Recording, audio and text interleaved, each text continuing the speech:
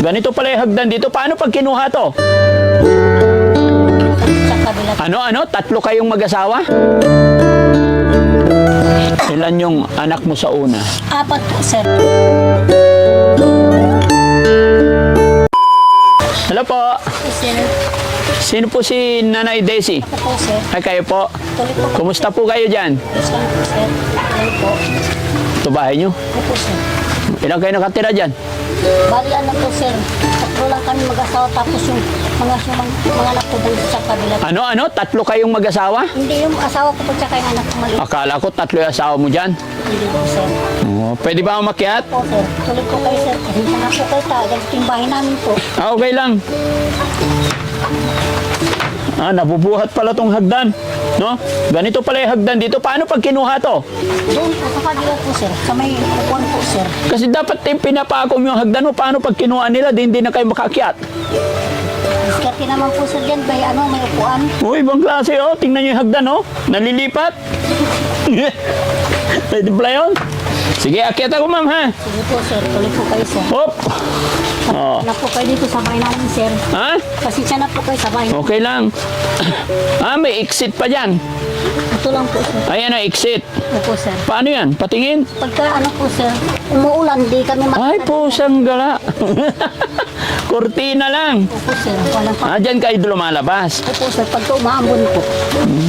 Pagpasok dito talaga. Opo, sir. Paano pag gabi may pumasok dyan? Wala naman po siguro, sir. Wala naman. Opo, sir. Ilang taon na po kayo, Nay? 37 po, sir. 37. Sir. Anak nyo. Opo, sir. Ilang buwan na yan? Magtatatlong buwan itong 27, sir. 3 months pa lang? Yes, sir. Oh, babe pa. Bakit walang sapin sa ulo? Ganyan lang ayaw niya, sir, na may ganyan. Oh, bakit? Wala po kaming electric fan, sir. Nakita Okay. lang po kami ng ilaw. Nay, ako po si Daddy Frankie. Yes po, sir. Kilala niyo si Daddy Frankie? Opo, sir, sa cellphone po, sir. Nakilala niyo sa cellphone? Opo. Oh. Palagi kami nanonood sa cellphone. Bakit? Wala, para sana, sabi nga namin, sir. Sana matulungan po kami. Ay, bakit? Ano bang problema ni nanay? Sa hirap ng buhay po, sir. Ha? Sa hirap ng buhay po, sir. Bakit mo nasabing mahirap? Ano bang nangyayari sa inyo? Bakit mahirap? Pwede ba ikwento mo sa akin? Pwede ba tayo umupo? Opo, sir. Opo, sir. Saan tayo? Pwede dito? Dito po, sir. Dito. Daupo tayo. Yan. Yan. Ako magduyan ng baby. Mamahilo yan eh. Dahan-dahan lang. Sige. Yung anak mo, babae? Laki po, sir. Lalaki. Ilan na ba anak mo? Pang-anim po, sir. Pang-anim po. Pang-anim to. Ay, marami ka ng anak. Sa una po, sir. May anak ako sa una. Ilan yung anak mo sa una? 4 po, sir. Tapos sa pangalawa? Sa pangalawa po, 1 po, sir. So 5. Opo. Ito yon. Pangatlo po ito, sir. Sa pangatlong asawa to. Opo, sir. Ilang balak mong asawa gusto? Dapat sana, sir, isa lang po sana. Oh, ay nakatatlo ka na eh. Pero ito, ulas na talaga to sabi ko sa buhay ko, sir. Oo, sabi mo sa buhay mo, last na to. Opo, sir. O bakit umiiyak si ate? Bakit mo nasabing mahirap ang buhay? Kasi, sir, nagkaranas din ako na hindi kami kumain. Dito? Opo, sir. Bakit? Sa hirap ng buhay po, sir. Yung asawa ko, hanap buhay nila, sir. Yung anak ko, sir, nagdadalos lang sila ng nakikitanim. Pag meron. Pag wala din, sir. Doon lang. Sa bukid lang. Opo, sir. Tapos wala naman din akong diskarte dito sa kanila. Kaya hindi naman ako taga dito, sir. Taga saan ka ba? Taga Bimali po, sir. Pangasinan pa rin. Yes, sir. Ilang taon na yung mga anak mo? Sa 24 yung panganay. Tapos yung pangalawa, 20. Pangatlo, 19. Malalaki na. Tapos pang-apat, 15. 14 yung third yung bunso. Ang unang asawa ko po, sir, ang hanap buhay niya, construction worker. Oo. hindi naman ako doon. Hirap sa buhay din sana sir doon na Tapos nagkumikita din ako. Ang pinag-ano lang namin sir, may kontrata siya na pato na bahay. Nilihim niya sa akin. Oo. Yung kontrata niya na nakita niya doon, pinang-waldas ng mga barkada niya. Oo. Sabi ko, isipin mo muna yung mga pamilya natin, ang mga anak natin, bagong barkada ka ako. Wala, mas pinili yung barkada niya. Kaya pinalayas ko, sir. Tapos, ayun, nung inawanan kami, kutos kayod kami, wala kaming kaila-ilaw, sir. Kahit ako nung sir na tapos nung nagbubuti ako, nagangalakal po, sir, na tapos natitinda ng balot ng hapon, pagkagabi. Tapos pag sa isang linggo po sir, pag may din kami na nakikipaglabandira din ako dun sa amin sir. Ngayon, anong hanap buhay mo po? Wala po sir dito. Dito ka lang. Opo, nandito lang po ako sir. Yung mga anak ko po sa iniwan ko dun sa amin, nandoon yung mga tsuhin po nila. Nandun. At least nagtatrabaho na rin sila. Mga malalaki na. Opo sir, pero may pamilya ng dalawa sir. May pamilya na. Opo sir. Ganun talaga. Tiyaga lang, ingat lang, no? Opo sir, yun yung sinasabi nga nila. Yung pangalawa, ba't kayo naghiwalay? Bakit umabot hanggang sa pangatlong asawa mo? Ganito po sir, yung pangalawa po, pagka ganito din yung hanap buhay nila, sir. Nagdadalos din sila, nakikita ng pagka nagsasahod, binibigay niya kay nanay niya. Kaya ayaw ko yung mamas boy, sabi ko, umuwi na lang kami, sabi ko sa kanya. Mamas boy naman. Opo sir, kayo umuwi na rin din ako sir. Umuwi din kami, hanggang sa katagalan sir, 2015, umuwi na ako ng Bimalay. Tapos, sumabag din ako sa Maynila, nakipagkatulong. Doon hanggang sa umabot ng mahigit isang taon na nag-apply ako sa abroad, sir. Ayun. Nakapag-abroad ka? Hindi pa po, sir. Sana nga po sana hindi ako nabuntisan ni Ay, kung hindi ka nabuntis, naka-abroad ka sana. Po, sir. Makaply na sana ako. Kaso, Ay, kaya lang biglang nabuntis. po, sir. Sayang. Para matulungan ko sana yung mga anak ko, sir. Oo. Ang hirap ng buhay. Kaya sabi ko, sir, sa pasya na pa yung mga anak ko, sabi ko, kung naiwan ko kayo na sabi ko.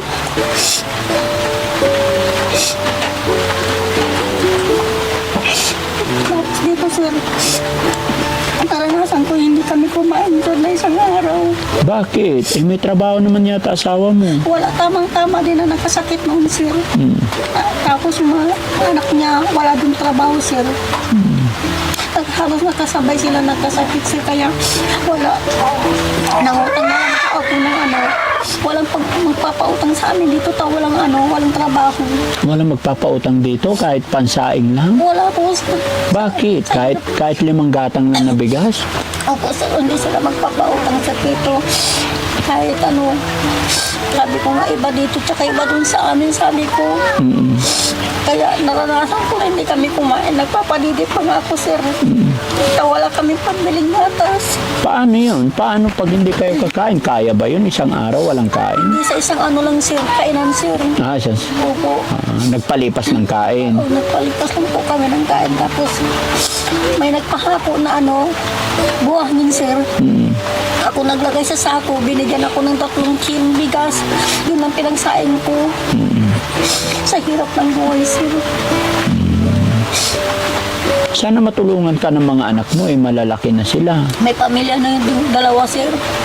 Kahit may pamilya, kung sila yung nakakaluwag, text mo man lang, bigyan nyo ang bigas o padala nyo ang Gcash, wala akong pangsaing. Nung sir, nagbigay yung anak ko, lalaki po, sir. Nasa yung anak kong babae, hindi pa ako makapagbigay, magkasihirap din dito, sabi sa akin. Kano bigay ng anak mo? Nung nagbigay siya ng 500 lang po, sir. Sayang din na pambilang 5 kilong bigas ka ako. 10 kilo. Okay. Sana hindi na madagdagan hindi na maging 4 yung asawa mo. Opo, sir. Para maka-recover na ba? Opo, sir. So, nasaan ngayon yung asawa mo? Nasa ano po sir, nandoon naghahanap ng trabaho. Naghahanap ng trabaho. Opo, yung magpapatanim po sir. Bakit walang regular na trabaho? Bakit hindi maghanap ng trabahong regular, yung araw-araw meron? Wala po sir, pagka may magtatawag lang sila. May schedule po sir na time na Kaya nga, kung yun, hindi na asahan na everyday, di dapat maghanap ng trabaho na everyday para nakakapag-ipon kayo. wala din hindi rin kami makaipon sir. Pagka ganito din sabi ko ilan ng mga anak na kasama namin sir. Siya may asawa, may anak din siya. Opo sir. Tapos, ilan na anak niya? Una po sir, may anak siya sa una, 7 po. 7. Opo. Tapos sa pangalawa, Sa pangalawa wala po, napaabroad niya. Tapos hindi na siya sinipot, hindi na siya binalikan. Binalikan ng pera. tapos ikaw asawa niya rin, kaasawa ka niya pangatlo. Opo sir. Ay tapos yung asawa mo rin 3. Opo sir. Ay mahilig kayo mag-asa-asawa. No? 3 asawa niya, 3 asawa mo, 6 kayo lahat. Bakit ganun? Iwan po sir. Siguro sabi ko sa buhay ko sir, baka destiny ko na dito sir, sabi ko. Destiny rin. Maaring kapalaran din. Palaran po. Pero sana hindi na maging 4, no? Opo sir. So yung anak ng asawa mo, kasama nyo rin sila lahat. Yung anak ng asawa ko kasama namin po. Yung anak ko hindi namin kasama. Hindi na. Makati ulo ko.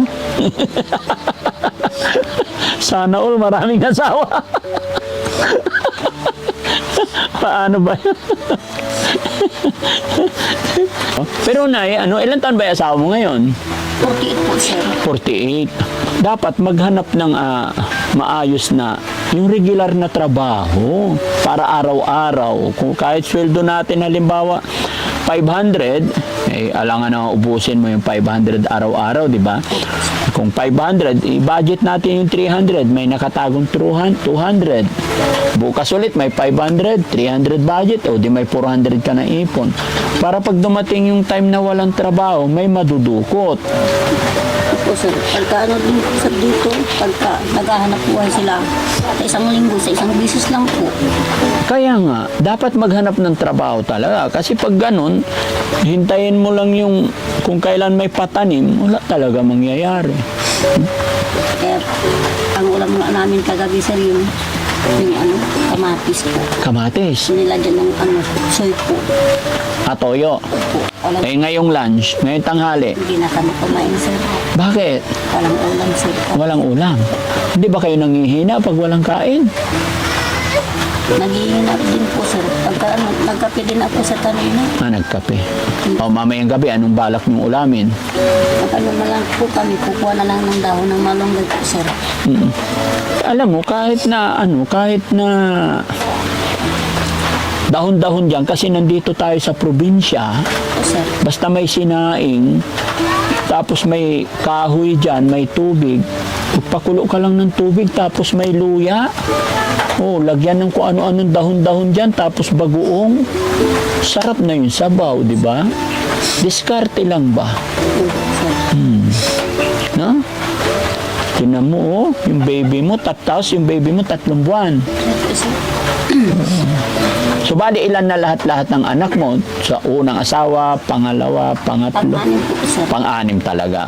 Sana hindi na madagdagan para hindi, sisya ka na ha. Opo sir. So, nasa inyo pa rin yan kung gusto yung dagdagan. Pero nasabi ko lang yun dahil sa kahirapan. Opo sir. Naano ko rin sa hirap ng buhay sir. Oo. Mas kawawa ang bata kaysa Mas kawawa ang bata. Magulang. Kaya lang paggabi, nangingibabaw pa rin yung sarap. Hindi po sir. Ha? Hindi po.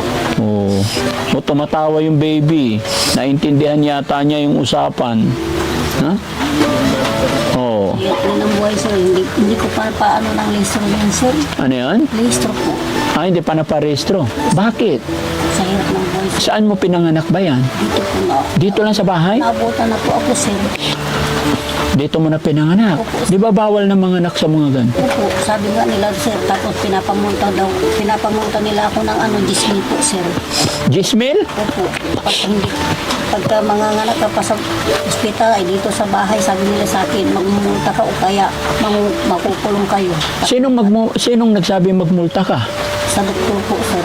Loko-loko yung doktor na yan. Doon sa... Huwag ka maniwala, si Raulo yun. Mahirap ka na nga, napaanak ka dito pag mumultahin ka.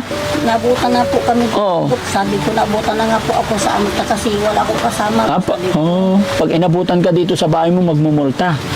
Opo, sir. Totoo yun, sinabi sa'yo? Opo, sir. Sinabi nila sa akin ng pumunta kami ng Baragbag, sir. Oo. Ano sabi sa'yo? Pagka sabi nila sa akin, sir, manganganak ka pa sa bahay, mamumunta ka, sabi nila sa Baka naman siguro paulit-ulit ka na nanganganak dito. Hindi po, sir. Ito po lang na nanganak ako dito sa bahay po, sir. Actually, pinagbabawal na talaga yan kasi para sa kaligtasan. Pero yung pag napaanak dito sa bahay mo, sariling bahay, magmumulta, ay only in the Philippines. Di ba? Sige, Nay, ha? Ayan, mga kababayan, bigyan natin si nanay kasi mahirap daw ang buhay nila. No? Bigyan natin ng... Nay, sana makatulong to, 5,000. Salamat po, sir. Ha? Salamat. Walang ano man. Anong gagawin mo sa 5,000? Pambili na lang po ng bigas po, sir, sa ulam po. Bili nyo ng mga pangailangan, lalong-lalo na sa anak mo. 3 months pa lang, walang sapin, umuulan, malamig. Mag-iingat kayo. Tapos gusto ko sana magpalitan yung dingding po namin, sir. Palitan mo yung dingding. Kasi wala po kami pambili. Wala kayong pambili. Po, yung pagkatapos na ni sir, pumunta dito. Umulan, sir. Basang-basa po kami. Nabasa kayo. Pero hindi naman tumutulo. Hindi naman po dito lang sa may dingding ko sa bahay. Dingding lang ang problema mo. Sir. Bukod sa dingding, ano pa gusto mong palitan? Ay, kahoy po, sir. Yumuyuga-yuga na rin. Paano mo nalaman yung umuyuga sa gabi? Hindi po, sir. Pagka umaakit yung mga bata, tapos niyuyuga nila. Patingin? Ay, oo nga, pag ganito, umuuga. Malakas po ang hangin po. Malakas ang hangin. Ang inaano po, baka biglang Baka naman malakas yung asawa mo maglaro sa gabi. po, sir. Kasi ang laki naman ng poste, kita ko. Pero maalog nga, guys. Sige ate, hayaan mo, pagbalik namin ha. Tignan natin. Tsaka magsikap tayo ha. Malalakas pa kayo malakas pa yung asawa mo. Pray, magdasal tayo kay God, and then magsikap. Magtabi-tabi tayo, okay? Sir, Ano pangalan mo ulit? DC po, Pere po, sir. Daisy Ferrer. Ilan kayong magkakapatid? Marami po. Ilan? 11 po, pero namatay na yung 2 po, sir. Puro smart, may Nanay, tatay mo nasaan? patay na po. Patay na rin. Nag-akit po kami na uwi sa magulang, sir. Nakapag-aral ka pa? Ano lang po. Grade 6 high school. Grade 6 lang po. Grade 6 yung asawa mo? Yung dati po. Hindi, ngayon. Hindi ko po alam sa high school ata, sir. Ano ba yan? Asawa mo, hindi mo alam kung... Hindi ko po alam, sir. Hindi mo in-interview bago mo siya asawahin? Hindi na po, sir. Paano kayo nag-asawahan? Nagtinginan lang? Nag-ano lang kami sa po, sir. Facebook po. Nagkakilala kayo sa Facebook. Opo, sir. Paano simulan nyo sa Facebook? Ano lang po. Inaccept niya ako sa po sa Facebook. In-accept ka? Ikaw ang nag-request friend sa kanya? Siya po ang in-accept mo siya? Opo, sir. Pagka-accept mo sa kanya, Hindi ko naman din akalain na hindi ko rin nausisa yung ganito yung buhay niya po. oo. May mga anak din siya na kagaya ko. Ano ba sabi niya nung una sa'yo? Aksipin mo ko, aksipin kita, kamo rin. Hindi po, sir. Paano kayo nagsimula? Basta sa lang po, sir, sa Facebook lang. Sa Facebook lang. Dapat kinilala mo muna. Hindi mo alam kung ano yung ano niya. Pero okay naman kayong dalawa. Kumusta naman pagmamahalan? Okay lang po, sir. Hindi naman din kami nag-aaway. Very good. Pero pagka sinasabi ko na kung may ka sa akin, sabi ko, sabihin mo lang na masinsinan mo, huwag yung pataasan ng boses, sabi ko. Opo. Kasi kahit ganito yung buhay natin, basta huwag tayo mag-aaway, sabi ko. Tama. Kung ano yung meron, Ang buhay mag-asawa kasi kailangan nag-uunawaan lagi. Hindi pwede nag-aaway, no? sir. Sige, Nay, ha? Salamat. Salamat. Pasensya ka na sa akin, ha? Pasensya na din po kayo sa bahay namin. Hindi. Okay na. Huwag kang humingi ng pasensya sa amin. Ganun talaga. Ang akin lang, payo ko lang sa'yo, magsikap, mag-ipon. Tapos kung pwedeng hanggang dyan na lang yung bilang ng anak kasi pahirap ng pahirap, kawawa yung mga bata. Sige. So ayan mga kababayan, mga kabarangay, nakita lang namin si Nanay Daisy dito na eto, ganito yung sitwasyon ng kanilang buhay. No? So maraming salamat po at isa na naman kababayan natin ang ating naabutan ng kaunting tulong pinansyal. God bless po sa atin lahat. Thank you po.